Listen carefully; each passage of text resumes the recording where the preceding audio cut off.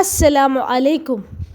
ഇതേ സമയം Mehra റോഷൻ്റെ WhatsApp status കണ്ട് ആകെ ദേഷ്യവും സങ്കടവും നിറഞ്ഞ് കണ്ണീരോടെ കയ്യിൽ കിട്ടിയ ഫ്ലവർ വേസ് ചുമരിലേക്ക് വലിച്ചെറിഞ്ഞു. റോഷൻ എൻ്റേതാണ് എന്ന് പിറുപിറുത്തു കൊണ്ടിരുന്നു. വീണ്ടും വീണ്ടും ഫോണിൽ നോക്കിയും ദേഷ്യം കൂടുകയും ചെയ്തു. ഇത്ര സന്തോഷത്തിൽ ഒരിക്കൽ പോലും തൻ്റെ കൂടെ റോഷൻ ഉണ്ടായിരുന്നില്ല എന്നത് അവൾക്ക് കൂടുതൽ ദേഷ്യം വരാൻ കാരണമായി. സേറയുടെ മുഖത്തെ പുഞ്ചിരി കാണാൻ അവളിൽ ദേഷ്യം കൂടിക്കൊണ്ടേയിരുന്നു. സന്തോഷിക്കാൻ ഞാൻ സമ്മതിക്കില്ല. പിറുപിറുത്തുകൊണ്ട് അവൾ ആലോചനയോടെ മുറിയിലൂടെ നടന്നു. ഇതേ സമയം ഇതൊന്നും അറിയാതെ സേറ റോഷനും കുടുംബത്തിനുമൊപ്പം സന്തോഷകരമായൊരു സായാഹ്നം കടൽ തീരത്ത് ചിലവഴിക്കുകയായിരുന്നു. കാലിൽ തൊട്ടുപോകുന്ന തിരകളെ നോക്കി അവൾ മണൽപ്പരപ്പിലിരുന്നു. റിയ തിരയിലിറങ്ങി കളിച്ചു തുടങ്ങിയിരുന്നു. ഉമ്മയും ഉപ്പയും അല്പം മാറിയിരുന്ന് സംസാരിക്കുന്നു. റോഷൻ സേറയുടെ തൊട്ടരികെ അവളുടെ ചുമലിലൂടെ കൈയിട്ട് അടുത്തിരുന്നു. സൂര്യൻ ചക്രവാളത്തിലേക്ക് താഴുന്ന മനോഹര ദൃശ്യവും നോക്കി ഇരുവരും കൈകോർത്ത് പിടിച്ചിരുന്നു. ഒരുപാട് ആഗ്രഹിച്ചിരുന്നു ഒരു കാര്യമായിരുന്നു സൂര്യാസ്തമയം ഫൈസിക്കൊപ്പം ഇങ്ങനെ ഇരുന്ന് കാണാൻ. അന്നത് സാധിക്കാതെ പോയതിൽ വിഷമിച്ചിരുന്നു.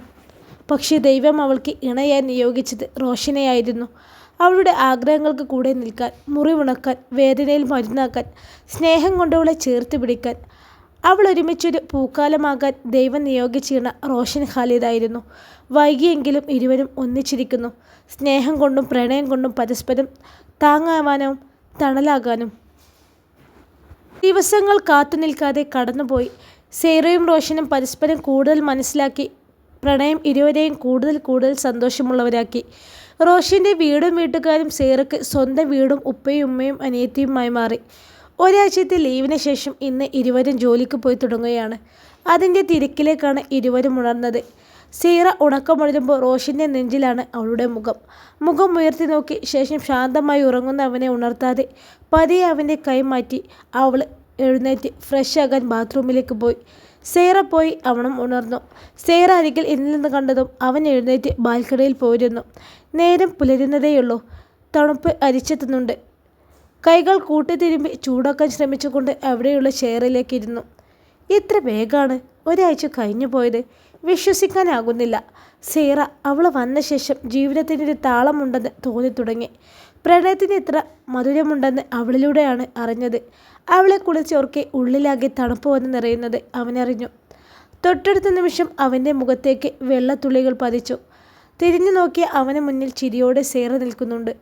അവളുടെ മുടിയിലും കഴുത്തിലും വെള്ളത്തുള്ളികൾ നിറഞ്ഞു നിൽക്കുന്നുണ്ട്. കയ്യിലിരുന്ന ടവൽ അവൻ്റെ ചുമലിലേക്ക് ഇട്ടുകൊടുത്തു. പോയി കുളിക്ക് വക്കീലേ. വക്കീലോ? നീ ഇതേവരെ അങ്ങനെ വിളിച്ചിട്ടില്ലല്ലോ. ഇപ്പോൾ എന്താ ഒരു മാറ്റം? അവളുടെ കയ്യിൽ പിടിച്ചാണ് അത് ചോദിച്ചത്. ഇന്നാണ് എനിക്ക് നിങ്ങളൊരു വക്കീലാണെന്ന് ഓർമ്മ വന്നത്. എന്തേ? പോയി കുളിക്ക് മനുഷ്യ എന്ന് പറഞ്ഞ് അവൻ്റെ കൈ വിടുവിച്ച് ബാത്റൂം വരെ അവനെ തള്ളിക്കൊണ്ട് പോയി. ബാത്റൂമിലേക്ക് ഡോറടക്കാൻ ശ്രമിച്ചതും അവൻ അവളുടെ കൈ പിടിച്ചു വലിച്ചു. നമുക്ക് ഒന്നിച്ച് കുളിക്കാം. അവൻ ചിരിയോടെ അവളോട് പറഞ്ഞു. തൽക്കാലം വക്കീല് കുളിച്ചാട്ടെ എന്ന് പറഞ്ഞ് അവൾ കൈ വലിച്ചെടുത്ത് അവനെ തള്ളി അകത്താക്കി ഡോറടച്ചു. നിന്നെ ഞാൻ എടുത്തോളാടി പിന്നെ, അവൻ ഉള്ളിൽ നിന്ന് വിളിച്ചു പറഞ്ഞു. ഐ ആം വെയിറ്റിംഗ് എന്ന് അവളും വിളിച്ചു പറഞ്ഞു കഴിഞ്ഞാണ് അബദ്ധം മനസ്സിലായത്. തൊട്ടടുത്ത നിമിഷം തന്നെ ബാത്റൂമിൻ്റെ ഡോർ തുറക്കപ്പെട്ടു. ശരിക്കും?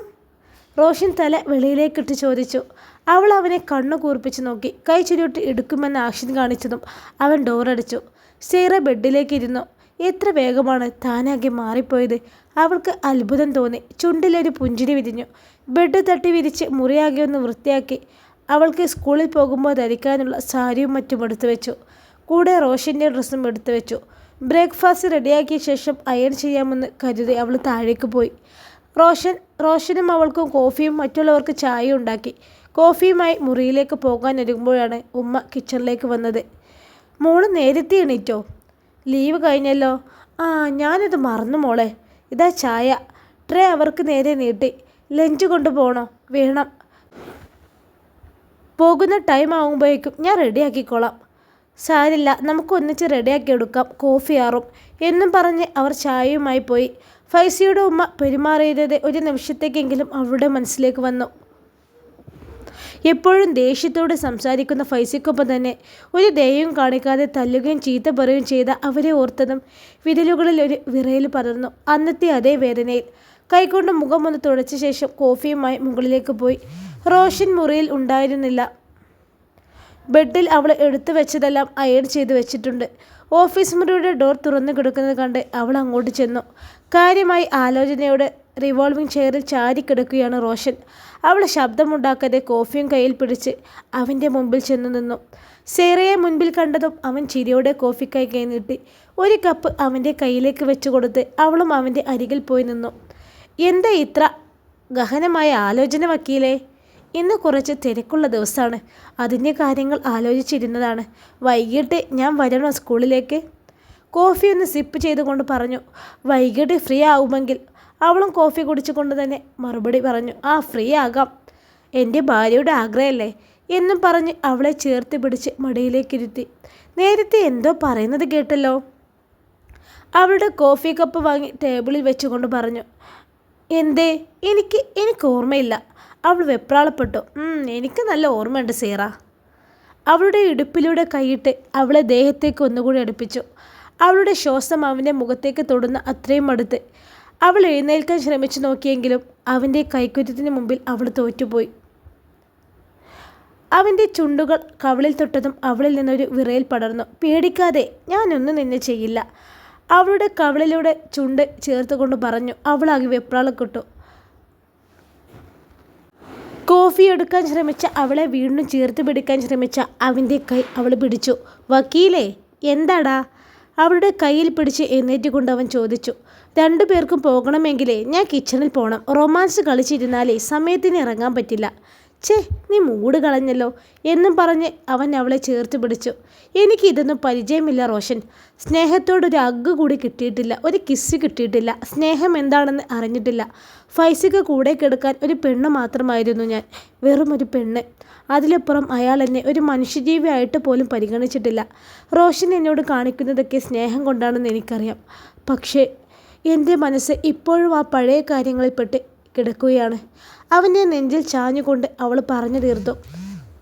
ഒരു തുള്ളി കണ്ണുനീർ അവൻ്റെ നെഞ്ചിൽ വീണു ചിതറി. സേറ, നിനക്ക് ഞാനില്ലേടി?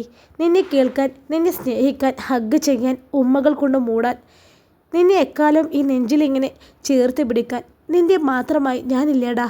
പഴയതൊന്നും ആലോചിക്കണ്ട, നമ്മളെക്കുറിച്ച് മാത്രം ആലോചിച്ച് നോക്ക്. ഞാനും നീയും മാത്രമുള്ളൊരു ലോകം, നമ്മുടെ മാത്രം. നിൻ്റെ സങ്കടങ്ങൾ നിന്നെ വിട്ടുപോകുന്നത് നിനക്കറിയാം. സേറ മോളെ, ഇങ്ങോട്ട് നോക്ക്. നീ എൻ്റെ കണ്ണിലേക്ക് നോക്ക്. അവൾ മുഖമുയർത്തി അവനെ നോക്കി. കണ്ണ് നിറഞ്ഞൊന്നും കാണാൻ വയ്യ. എൻ്റെ അവസാന ശ്വാസം വരെ നിൻ്റെ ഒപ്പം എല്ലാത്തിനും ഞാൻ കാണും. വിഷമങ്ങളായാലും സന്തോഷമായാലും എല്ലാം ഇനി നമ്മൾ ഒരുമിച്ച് നേരിടും, കേട്ടല്ലോ എന്ന് പറഞ്ഞ് അവളുടെ മുഖം കയ്യിലെടുത്ത്. ഇതേ സമയം മെഹ്റ സേവ് ചെയ്തു വെച്ച റോഷൻ്റെയും സേറയുടെയും ഫോട്ടോ നോക്കി ബെഡിൽ മലർന്നു കിടന്നു. അവളുടെ കണ്ണിന് ചുറ്റും ഉരുണ്ട് കിടന്നു. ഉറക്കം കുറവാണ്. ഇന്ന് അവളുടെ കണ്ണുകൾ കണ്ടാലറിയാം. റോഷൻ, ഐ ലവ് യു എന്ന് പറഞ്ഞുകൊണ്ടിരുന്നു. മുറിയിലെ കാഴ്ച കണ്ടാലറിയാം ഇന്നലെ രാത്രി ഉറങ്ങിയിട്ടില്ലെന്ന്. വലിച്ചു വാരി ഇട്ടിരിക്കുന്ന സാധനങ്ങൾക്കിടയിൽ റോഷൻ്റെയും അവളുടെയും വിവാഹ ഫോട്ടോ ചില്ല് പൊട്ടി തകർന്ന ഫ്രെയിം മാത്രമായി കിടപ്പുന്നുണ്ട്. അവളുടെ വാപ്പ അലി വരുമ്പോൾ കാണുന്ന കാഴ്ച ഇതാണ്. അയാളുടെ ഹൃദയം തകർക്കുന്ന കാഴ്ചയാണിത്. ഒരേ ഒരു മകൾ, അവളാണ് ഇങ്ങനെ സ്വയം നശിച്ചു കിടക്കുന്നത്. മുറിയിലെ ഓരോ സാധനങ്ങളും ശ്രദ്ധയോടെ എടുത്തു വെച്ചുകൊണ്ട് അദ്ദേഹം അവൾക്കരികിലേക്ക് ചെന്നു. മോളെ! വാപ്പയുടെ ശബ്ദം കേട്ടതും അവൾ ബെഡിൽ നിന്നും എഴുന്നേറ്റിരുന്നു. നിർജീവമായി ചത്ത മീനിൻ്റെ കണക്കുള്ള അവളുടെ കണ്ണുകളും പാറിപ്പറന്ന മുടിയും ആകെ കൂടി മകളെ കാണവേ അയാളിലെ പിതാവിനെ വല്ലാതെ നൊന്തു. മോളെ, എന്താ ഇത്? മറുപടി പറയാതെ അയാളെ തന്നെ നോക്കിയിരിക്കുന്ന മകളെ കണ്ടതും അയാളിലൊരു ഭയം നിറഞ്ഞു നിന്നു. അവൾക്കരികിൽ ഇരുന്ന് അവളെ ചേർത്ത് പിടിച്ചു. മെഹ്റ, നമ്മളെ വേണ്ടാത്തവരെ നമുക്കും വേണ്ടാന്ന് വെക്കാൻ പറ്റണം. കഴിഞ്ഞു പോയ കാര്യങ്ങളിൽപ്പെട്ട് ഇല്ലാതെ കണ്ടതല്ല നിൻ്റെ ജീവിതവും കരിയറും. അതിനേക്കാൾ മികച്ച ഒരാളെ ഞാൻ കണ്ടെത്തും മോൾക്ക് വേണ്ടി. റോഷനേക്കാൾ മികച്ചത് എനിക്ക് വേണ്ടോ വാപ്പാ? അവൻ മതി എനിക്ക്. മോളെ വിഡ്ഢിത്തം പറയാതെ അവൻ വേറെ വിവാഹം കഴിച്ചു. ആദ്യം അത് മനസ്സിലാക്കി. മൗനമായി ഇരുന്നാണ് അവളത് കേട്ടത്. ആ വിവാഹം അവൾ അംഗീകരിച്ചിട്ടില്ല. എങ്ങനെയെങ്കിലും ഇരുവരെയും പിരിക്കണമെന്ന ദുഷ്ടചിന്ത മാത്രമേ അവളിൽ എപ്പോൾ ഉണ്ടായിരുന്നുള്ളൂ. മെഹ്റ, നീ കേൾക്കുന്നുണ്ടോ? അവളിൽ നിന്ന് പ്രതികരണമില്ലാതായപ്പോൾ അദ്ദേഹം അവളെ വിളിച്ചുകൊണ്ട് ചോദിച്ചു. ഉണ്ടെന്ന് അവൾ തല തലിപ്പിച്ചു. അവനും നീയും ജീവിതകാലം മുഴുവനും ഒരുമിച്ചായിരിക്കണമെന്ന് ആഗ്രഹിച്ചാണ് ഞാനും അവൻ്റെ ഉപ്പയും ചേർന്ന് ഈ വിവാഹം നടത്തിയത്. പക്ഷെ നിങ്ങൾക്കിടയിൽ ഉണ്ടായ ചെറിയ പ്രശ്നങ്ങൾ പർവ്വതീകരിച്ച് നീയും അവനും വാശി കാണിച്ചു. ജോലിയിൽ ഈഗോ വന്നു. അതൊക്കെയും തിരുത്തണമെന്ന് ഞങ്ങളും നിന്നെ ഉപദേശിച്ചില്ല. നിന്റെ ഭാഗത്തും തെറ്റുവന്ന് പോയിട്ടുണ്ട്. അവൻ്റെ പേരൻസിനോട് നീ നന്നായി പെരുമാറിയിട്ടില്ല. നീയും അവനും മാത്രമായിരുന്നു നിന്റെ ലോകമെന്ന് നീ കരുതി. അവന് വീടും വീട്ടുകാരും ഒപ്പം നീയും വേണമായിരുന്നു. എല്ലാം കൊണ്ടും നിങ്ങൾ രണ്ടുപേരും വ്യത്യസ്ത ധ്രുവത്തിലായിരുന്നു. അത് ജീവിതത്തെയും ബാധിച്ചു. ഇനി അതൊന്നും പറഞ്ഞിട്ട് കാര്യമില്ല. ഇനി നിന്റെ ലക്ഷ്യം കരിയറായിരിക്കണം. അവനേക്കാൾ ഒരു പടി മുകളിലാണ് എൻ്റെ മോള് എന്നതാണ് എനിക്ക് സന്തോഷം. നീ അത് സാധിച്ചു തരില്ലേ മെഹ്റ? തരാം, അത്ര ഉറപ്പില്ലാത്ത ശബ്ദത്തിൽ അവൾ പറഞ്ഞു. അപ്പോഴും മനസ്സിൽ നിറഞ്ഞു നിന്നത് റോഷനും സേറയും ഒന്നിച്ചു നിൽക്കുന്ന ചിത്രമാണ്. മോളെ എഴുന്നേൽക്ക് എന്ന് പറഞ്ഞ് കൈ പിടിച്ച് അവളെ എഴുന്നേൽപ്പിച്ചു. വാ. അവളുടെ കൈ പിടിച്ച് മുറിക്ക് പുറത്തേക്കിറങ്ങി. മുറിക്ക് പുറത്ത് ഇരുവരെയും കേട്ടുകൊണ്ട് ഉമ്മ ലൈല നിൽപ്പുണ്ട്. വാപ്പയും മകളും ഇറങ്ങി വന്നതും മൂവരും ഒന്നിച്ച് ഹാളിൽ ചെയ്തിരുന്നു. മെഹ്റ, ഞാൻ പറഞ്ഞതൊക്കെ ഓർമ്മയുണ്ടല്ലോ? ഇത് നിന്റെ ജീവിതമാണ്. സ്വയം നശിക്കാൻ ഞങ്ങൾ സമ്മതിക്കില്ല. നിന്റെ ലക്ഷ്യം ജോലിയും നിന്റെ ഉയർച്ചകളും മാത്രമായിരിക്കണം. അവൻ നിനക്കൊരു എതിരാളി പോലുമല്ല, കേട്ടല്ലോ? വാപ്പ അവളെ വീണ്ടും ഓർമ്മിപ്പിച്ചു. ഒന്നും മിണ്ടാതെ അനുസരണയുള്ള കുട്ടിയായി അവൾ കേട്ടിരുന്നു. മനസ്സിൽ ചിരിക്കുന്ന സേറിയുടെ മുഖം മാത്രമായിരുന്നു. കുറച്ചു കഴിഞ്ഞതും റൂം വൃത്തിയാക്കിയിടാൻ ജോലിക്കാരി പോയതും മെഹ്റയും കൂടെ പോയി. ഗ്ലാസ് പൊട്ടിയ ഫ്രെയിം അവൾ എടുത്ത് ബെഡിൽ വെച്ചു. ജോലിക്കാരി മുറി വൃത്തിയാക്കി പോയതും അവൾ ഡോർ ലോക്ക് ചെയ്ത് ബെഡിൽ വന്നിരുന്നു. ഫോട്ടോ കയ്യിലെടുത്തു. വിവാഹ വസ്ത്രത്തിൽ മനോഹരമായി ചിരിച്ചുകൊണ്ട് റോഷനൊപ്പം നിൽക്കുന്ന ഫോട്ടോയായിരുന്നു അത്. റോഷനും അവളും ഒന്നിച്ചു പഠിച്ചവരായിരുന്നു. ഫാമിലി സുഹൃത്തിൻ്റെ മകനായിരുന്നു. കണ്ട നാൾ തൊട്ട് നെഞ്ചിൽ കയറിയതാണ്. മറ്റു പെൺകുട്ടികളുടെ നോട്ടം പോലും അവനിൽ തട്ടാതെ നോക്കി കൂടെ നടന്നതാണ്. വാപ്പയ്ക്കും ഉമ്മയ്ക്കും താല്പര്യമില്ലാഞ്ഞിട്ടും തൻ്റെ ഒരാളുടെ നിർബന്ധത്തിനാണ് വിവാഹം നടന്നത്. ആരെയും അനുസരിച്ചും ഒന്നും പങ്കുവച്ചും ശീലമുണ്ടായിരുന്നില്ല. അതുകൊണ്ട് തന്നെ റോഷൻ്റെ സ്നേഹം പങ്കുവെക്കപ്പെടുന്നത് സഹിക്കാൻ പറ്റുമായിരുന്നില്ല. അവന് എൻ്റേത് മാത്രമായി ലഭിക്കണം എന്ന തോന്നലിൽ എന്തൊക്കെയോ കാട്ടിക്കൂട്ടി. പരസ്പരം സ്നേഹിക്കാൻ സമയം കിട്ടിയില്ല, മത്സരിക്കാനല്ലാതെ. പക്ഷേ ഇനി അവനില്ലാതെ പറ്റില്ല. എന്ത് ചെയ്താലും അവൻ്റെ സ്നേഹം നേടണം. സേറയെ ഒഴിവാക്കി തന്നെ വിവാഹം കഴിക്കണം. കുടിലതയോടെ ഓരോന്ന് ചിന്തിച്ചുകൊണ്ട് അവൾ ബെഡിലേക്ക് വീണു. ബ്രേക്ക്ഫാസ്റ്റിൻ്റെ കൂടെ തന്നെ സേറയ്ക്ക് കൊണ്ടുപോകാനുള്ളതും ആബിദുമ്മ റെഡിയാക്കി വെച്ചിരുന്നു. എല്ലാവരും ഒന്നിച്ചിരുന്ന് ബ്രേക്ക്ഫാസ്റ്റ് കഴിച്ചു. ലഞ്ച് ടിഫിനിലാക്കി സേറയുടെ കയ്യിൽ വെച്ച് കൊടുത്തു ഉമ്മ. അവളുടെ കണ്ണ് നിറഞ്ഞു വന്നു. അവൾ അവരെ കെട്ടിപ്പിടിച്ച് കവളിൽ ചുണ്ടു ചേർത്തു. ശേഷം മുറിയിലേക്ക് പോയി. അവരുടെ കണ്ണുകൾ നിറഞ്ഞു സന്തോഷത്താൽ. ആ കാഴ്ച കൊണ്ടുകൊണ്ടാണ് റോഷനും ഉപ്പയും വന്നത്. ഉമ്മയുടെ കണ്ണ് നിറഞ്ഞത് കണ്ട് അവൻ അവരെ ചേർത്ത് പിടിച്ചു.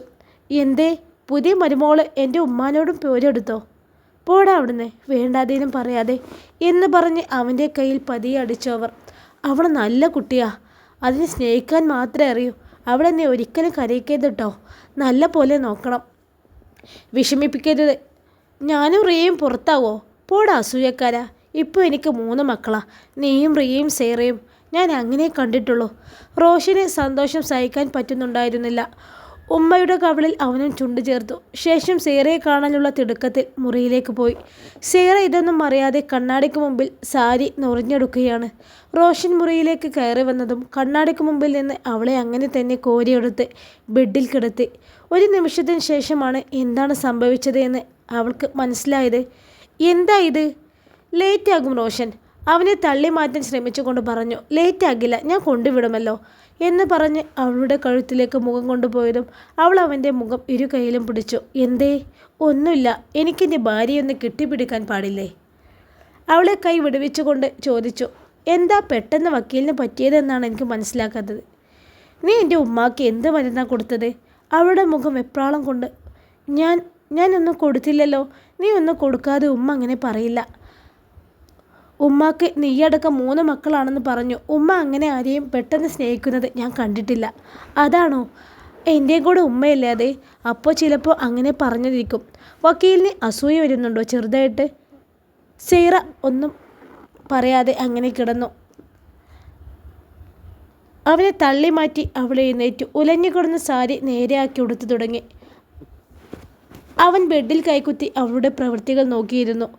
സാരി ഭംഗിയിൽ ഞൊറിവിട്ട് ഉടുത്ത് പിൻ ചെയ്തു വെച്ചു. ഞൊറിവിൻ്റെ താഴ്ഭാഗം പിടിച്ച് ശരിയാക്കാൻ അവൾ ശ്രമിച്ചതും അവൻ എഴുന്നേറ്റ് അവളുടെ മുൻപിൽ മുട്ടുകുത്തിയിരുന്ന് ഞൊറി പിടിച്ചു കൊടുത്തു. സീറയ്ക്ക് കണ്ണി നിറഞ്ഞു. സന്തോഷമാണോ സങ്കടമാണോ എന്നറിയാത്തൊരു വികാരം അവളെ വന്ന് പൊതിഞ്ഞു. വക്കീലേ, ഇടറിയ ശബ്ദത്തിൽ അവൾ വിളിച്ചു. എന്താടാ? അവൻ്റെ അടുത്തേക്ക് അവൾ മുട്ടുകുത്തിയിരുന്നു. അവൻ്റെ ഇരു കൈയും കൂട്ടിപ്പിടിച്ച് അതിൽ മുഖം ചേർത്ത് വെച്ചു. അവൻ കൈ വിടുവിച്ച് അവളെ നെഞ്ചോട് ചേർത്ത് പിടിച്ചു. സീറ, നമുക്ക് പോണ്ടേ? നിനക്ക് സമയം പോവും. മറുപടി പറയാതെ കൂടുതൽ അവനോട് ചേർന്ന് നിന്നു. സീറയുടെ പ്രവൃത്തികൾ നോക്കി നിന്ന ശേഷം അവനും ഡ്രസ് മാറി ബാഗുമായി ബെഡിൽ വന്നിരുന്നു. ഷോള് കണ്ണാടിയിൽ നോക്കി നേരെയാക്കിയതിനു ശേഷം ബാഗെടുത്ത് അവളും അവൻ്റെ അരികിൽ വന്നു. വാ പോവാം. ബാഗുമായി ഇറങ്ങാൻ നിന്ന സീറയുടെ കൈ പിടിച്ചുകൊണ്ട് അവൻ അരികിലേക്ക് നിർത്തി. സാരിയിൽ നീ അതീവ സുന്ദരിയായിട്ടുണ്ട് സീറ, അവളുടെ കവിളിൽ തൊട്ട് പറഞ്ഞു. ആണോ? ഇനി പോകാം അല്ലേ വക്കീലെ? പോകാം. അതിനു മുമ്പ് എന്തോ മറന്നു. എന്താ മറന്നത്? ഫോണാണോ? ഇതാണ് മറന്നത്. അവൻ അവളെ ചേർത്ത് പിടിച്ച് നെറ്റിയിൽ ചുണ്ടു ചേർത്തിരുന്നു. ഒന്നും മിണ്ടാതെ ചിരിയോടെ അവനോടൊപ്പം അവളും നടന്നു. ഇരുവരും ഉമ്മയോടും ഉപ്പയോടും യാത്ര പറഞ്ഞു. റിയ ഹോസ്റ്റലിലേക്ക് മടങ്ങിയിരുന്നു. അവളുടെ അഭാവം കാരണം വീട് ഉറങ്ങിയതുപോലെയാണെന്ന് സീറയ്ക്ക് തോന്നിയിട്ടുണ്ട്. സ്കൂളിൽ സീറയെ ഡ്രോപ്പ് ചെയ്ത ശേഷം റോഷൻ ഓഫീസിലേക്ക് പോയി. ഒരാഴ്ചയ്ക്ക് ശേഷമാണ് ഓഫീസിലേക്ക് വരുന്നത്. അഡ്വക്കേറ്റ് കൃഷ്ണമൂർത്തിയുടെ കീഴിലാണ് റോഷൻ ജോലി ചെയ്യുന്നത്. എല്ലാവരേക്കാളും മൂർത്തി സാറിനും ഇഷ്ടം റോഷനെയാണ്. മെഹ്റയും കൃഷ്ണമൂർത്തിക്ക് കീഴിലായിരുന്നു. വിവാഹമോചനത്തിൻ്റെ അനന്തരഫലമായി അവൾ അദ്ദേഹത്തിൻ്റെ എതിരാളി മാത്യു കുരുവളുടെ കീഴിൽ ജൂനിയർ വക്കീലായി ജോലിക്ക് കയറി. ഇരുവരുടെയും ഓഫീസുകൾ തമ്മിൽ വലിയ അകലമില്ല. റോഷനെ കണ്ടതും പ്രവർത്തകർ ചുറ്റും കൂടി. അവർക്കിടയിലേക്കാണ് മൂർത്തി സാർ വന്നത്. എന്താ ഇവിടെ? അദ്ദേഹത്തിൻ്റെ ഗാംഭീര്യമുള്ള സ്വരം ഉയർന്നതും എല്ലാവരും അവരവരുടെ സീറ്റുകളിലേക്ക് മടങ്ങി. റോഷൻ അദ്ദേഹത്തിന് ഒരു പുഞ്ചിരി നൽകി. അത് ശരി, കല്യാണച്ചക്കനെ കാണാനുള്ള തിരക്കായിരുന്നോ? റോഷൻ ചിരിയോടെ അദ്ദേഹത്തിന് മറുപടി നിന്നു. സീറ സുഖമായിരിക്കുന്നോ? അവൻ്റെ തോളിൽ കൈയിട്ട് അദ്ദേഹം ചോദിച്ചു. സുഖമായിരിക്കുന്നു. റോഷൻ ഇന്നത്തെ കേസിനെക്കുറിച്ച് നന്നായി നോക്കിയല്ലോ അല്ലേ? നോക്കിയിരുന്നു സാർ. നമ്മൾ ജയിക്കും. റോഷൻ്റെ എതിരാളി ആരാണെന്നറിയോ? കുരുവളയുടെ ജൂനിയർ ഡേവിഡ് അല്ലേ? ഡേവിഡ് ആയിരുന്നു. പക്ഷേ ഇന്ന് ഹിയറിങ്ങിൽ ഹാജരാവുന്നത് മെഹ്റ അലിയാണ്. റോഷൻ അവിശ്വസനീയതയോടെ അദ്ദേഹത്തെ നോക്കി. ഒന്നുമില്ലടോ, നമ്മൾ പുഷ്പം പോലെ ജയിക്കും. എൻ്റെ രണ്ട് ശിഷ്യർ തമ്മിൽ ഏറ്റുമുട്ടുന്നത് കാണാൻ എനിക്കും ആഗ്രഹമുണ്ടോ? അവൻ്റെ തോളിൽ തട്ടിക്കൊണ്ട് അദ്ദേഹം പറഞ്ഞു. ഒരു പുതിയ തുടക്കം എന്ന് മാത്രം കരുതിയാൽ മതി. അത്രയേ ഉള്ളൂ സാർ. പെട്ടെന്ന് കേട്ടപ്പോൾ ഒരു ഷോക്ക്, അത്രയേ ഉള്ളൂ. ഇതാണ് എൻ്റെ ശിഷ്യൻ. അവനെ ഒന്ന് ചേർത്ത് പിടിച്ച് അഭിനന്ദിച്ചുകൊണ്ട് അദ്ദേഹം ഓഫീസ് മുറികളിലേക്ക് കയറിപ്പോയി. റോഷൻ തൻ്റെ സീറ്റിൽ പോയിരുന്ന് തയ്യാറാക്കി കൊണ്ടുവരുന്ന നോട്ട് വീണ്ടും വായിച്ചു നോക്കിക്കൊണ്ട് ചെയറിൽ ചാരിക്കിടന്നു. ഇതേസമയം മെഹ്റയും തൻ്റെ എതിരാളിയെ തോൽപ്പിക്കാൻ ശക്തമായ തയ്യാറെടുപ്പ് തുടങ്ങി. ഇരുവരുടെയും ഒരു കാര്യവും അറിയാതെ സീറ അവളുടേതായ തിരക്കുകളിൽ മുഴുകി. കോടതിയിൽ വാദം തുടങ്ങി. പോരുകോഴികളെപ്പോലെ റോഷനും മെഹ്റയും പോരാടി. പരസ്പര നിയമങ്ങളും ലൂപ്പ് ഹോളുകളും പറഞ്ഞും ജയിച്ചും തോറ്റും ആദ്യത്തെ സെക്ഷൻ കഴിഞ്ഞ് ഉച്ചയ്ക്ക് വിധി പറയാനായി മാറ്റിവെച്ച് കോടതി പിരിഞ്ഞു. മെഹ്റയെ കണ്ടിട്ടും കാണാത്തതുപോലെ റോഷൻ നടന്നതും അവളുടെ നെഞ്ചിലൊരു വേദന നിറഞ്ഞു നിന്നു. എങ്കിലും അത് പ്രതിഫലിക്കാതെ അവൾ സമർത്ഥമായി മറിച്ചു. ശേഷം റോഷൻ, അവളുടെ ശബ്ദം കേട്ടതും അവൻ അവൾക്ക് അഭിമുഖമായി തിരിഞ്ഞു നിന്നു. അവൾ അവൻ്റെ അരികിലേക്ക് നടന്നെടുത്തു. ഇൻഷാ അല്ലാഹ് ഈ കഥയുടെ ബാക്കി ഭാഗമായി നാളെ കാണാം. അസ്സലാമു അലൈക്കും. എല്ലാവരും ലൈക്കും കമൻറ്റൊക്കെ ചെയ്യണേ.